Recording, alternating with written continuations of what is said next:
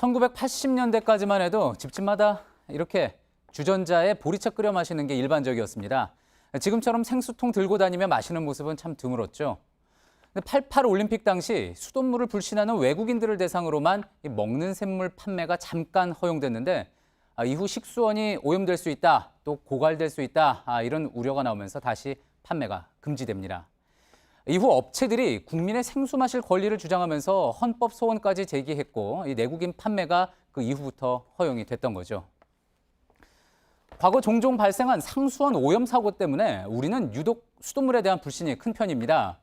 직접 수돗물을 마신다는 비율은 불과 5.4%, 굉장히 낮은 수준입니다. 반면 먹는 샘물 시장은 그 이후로 엄청나게 커져서 다양한 제품이 쏟아져 나왔고 20여 년 만에 7천억 원 규모가 됐습니다. 하지만 국내외 전문가들은 과연 먹는 샘물이 수돗물에 비해 안전한지 의문을 제기합니다. 먹는 샘물은 물을 끌어올리는 것 자체가 오염되거나 또 그 과정이 비위생적일 수 있는데 아무 처리 없이 소비자가 마시게 된다는 거죠.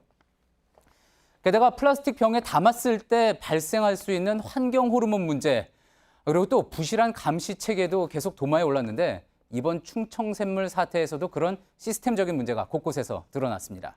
이어서 박소연 기자가 짚어봤습니다. 충청샘물을 OEM 방식으로 제조해 납품하는 금도 음료입니다. 창고 앞에 포장된 생수가 쌓여 있습니다. 겉면에 출고 보류라고 적힌 종이가 붙어 있습니다. 그런데 이 업체는 지난해에도 위생적이지 않은 환경에서 물을 취소하다 적발됐습니다. 당시 보름간의 영업정지 처분을 받았습니다. 2014년에는 이 업체가 만든 생수에서 불소가 검출돼 수질 부적합 판정이 내려졌습니다. 이때는 영업정지 한 달을 받았습니다. 하지만 두 차례 모두 1,200여만 원과 3천만 원의 과징금만 내고 끝났습니다. 행정처분을 과징금으로 대신할 수 있다는 규정에 따른 겁니다. 솜방망이 처벌을 반복하는 사이 오염된 생수가 지속적으로 유통됐습니다. 국민 먹거리 문제에 대해서는 가장 엄격하게 법을 집행해야 합니다. 문제는 이뿐만이 아닙니다. 금도 음료는 하루 치수량이 1,017톤으로 국내 생수 시장에서 꽤 큰 규모의 업체입니다. 충청샘물 외에도 4개의 다른 소형 생수와 2종류의 정수용 생수도 납품하고 있습니다. 취수원은 모두 충청샘물과 같습니다.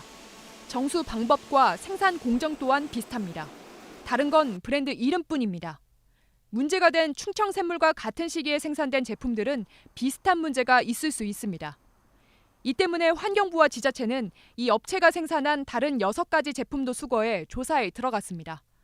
JTBC 박소연입니다.